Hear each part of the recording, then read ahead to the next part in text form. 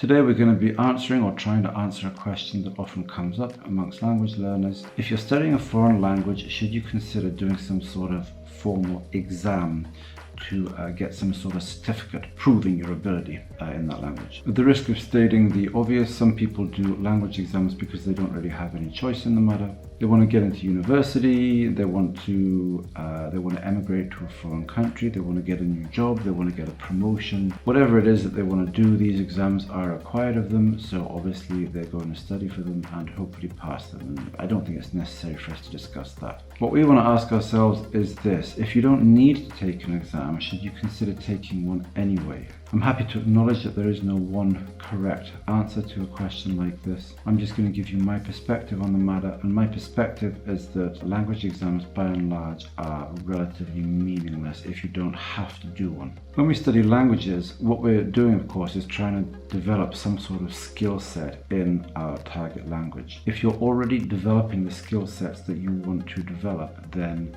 studying for an exam won't do anything for you on the whole, and it will probably turn out to be a distraction. I remember a few years ago when I started learning Russian, I was sort of rooting around on YouTube looking for some sort of listening material. There's much more available now, but at the time, about maybe 7 and a bit years ago, there wasn't that much available. One of the things I found was this really cruddy channel where they give you these classic listening problems of the type that come up in listening exams. You get some sort of terribly contrived dialogue between two people trying to arrange a meeting.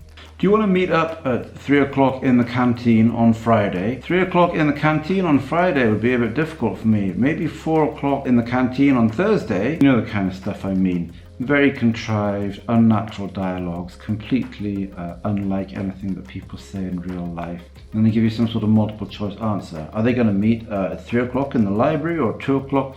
Absolute garbage. Completely has nothing in common with the way that human beings actually speak to each other. If you're creating some sort of listening exam, then maybe you need this sort of garbage because you have to have some sort of multiple choice format. If you want to improve your listening, you should listen to real material that has really been produced for people who wanted to listen to it.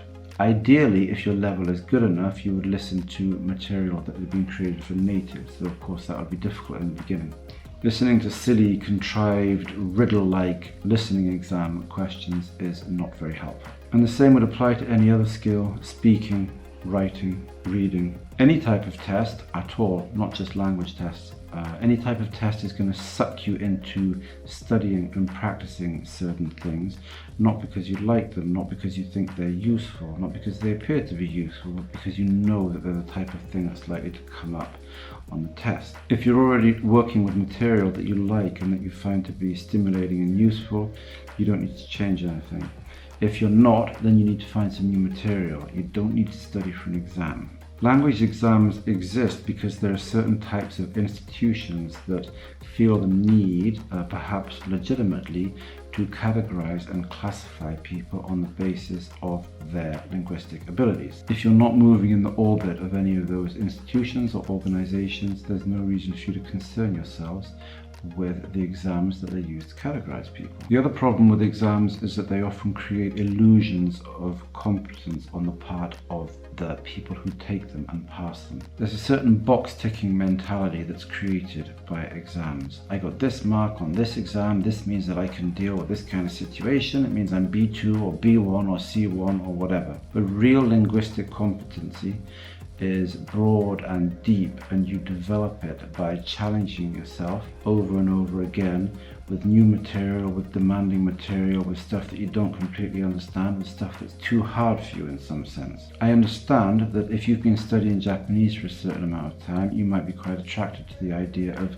just sitting one of these Japanese language proficiency tests to see how you're doing. And there's nothing wrong with that, you know? If it gives you something to work towards, if it allows you to develop, to maintain your motivation a bit, I'm not going to say that it's some sort of disastrous development for you. Of course it's not. Give it a shot. There's nothing wrong with it as long as you don't take them too seriously. In my final year at university, in my 4th year when I was studying Japanese, I decided to sit the JLPT, the IQ, the most advanced exam.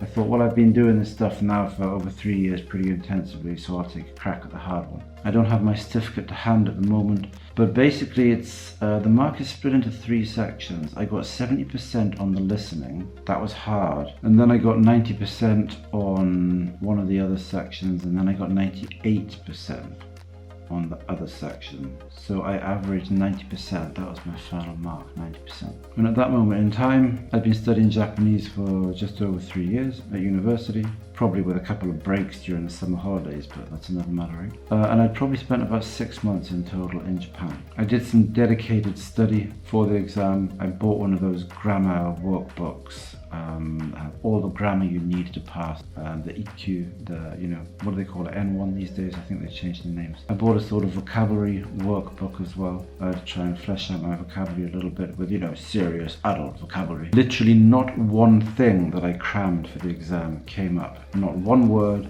not one piece of grammar, nothing. And I probably didn't even remember any of the vocabulary in the long term. It's a fairly cruddy, contrived way of trying to learn vocabulary that. You want to learn vocabulary organically, just as an organic part of your studies more broadly. For the listening part, I didn't do anything in particular. I thought, well, I'll either be able to understand the buggers or I won't. Was it useful for me to do the exam? No. Of course, I was pleased to pass it with such a good mark. I thought, there you go, this is kind of the standard Japanese test and I've just passed it at the highest level. So I've obviously been doing something right, but the certificate was never of any particular significance to me in any way that I can think of now. Of course, I was studying Japanese at university anyway, so because I graduated with a first class degree in Japanese studies, I already had a credential that would always demonstrate that I had some level of ability in Japanese. If you don't have that credential, then maybe you have an extra incentive to get the exam, to pass the exam. Since then, I've considered, there have been times when I've considered doing exams in Russian or Spanish, but at the end of the day, I always lost interest because I just couldn't see the point. I don't need those bits of paper. They're just not important to me. Arguably, you get some bragging rights if you pass your N1, but when the rubber meets the road, people can tell pretty quickly what you can do and what you can't do. A piece of paper is not going to do that much. If you want a real test for your Japanese, do this. Read a book, a proper book written for adult natives in the language that you're studying. It can be fiction, can be non-fiction, doesn't matter. Read that book and ask yourself whether you're understanding it at the level you would understand it if it were written in your own language. If you're not, ask yourself how big the discrepancy is. Then do 10 one-hour conversations spread out over a period of time with a native in the language you're studying, with the same native. That will force you to speak about different things every time, because you can't just talk about the same thing every time with the same person, right? That will force you to really examine your vocabulary, your range of expression, your command of the grammar, and you'll see how good you are at dealing with different pieces of subject matter. And then lastly, choose some 26 episode anime that seems like it should be interesting to you, and watch it with the subtitles turned off, be it in English or in Japanese, no subtitles. See how well you understand it. Can you follow what's going on? When there's a fight going on, when people are shouting at each other, can you follow what's going on? When there's a lot of background music, can you follow what's going on? Do you understand the jokes? Do you find yourself scratching your head saying, whoa, who's that guy? What's he done to that guy? What's going on here? These 3 things taken together constitute a real language test, and you don't have to do any special study. You don't have to pay anyone to mark these things or give you a certificate. And your evaluation of what you can do and what you can't do is ultimately the most important and useful one, because it'll make clear to you how you need to improve. That's it for today. It was a fairly simple topic, a fairly simple presentation, I think. As always, feel free to leave comments below if you think I'm wrong or right, or partially right, or talking out of my you-know-what. Anything you like, as long as it's polite and to the point. Thanks very much for listening. See you next time. Ciao, ciao. Bye-bye.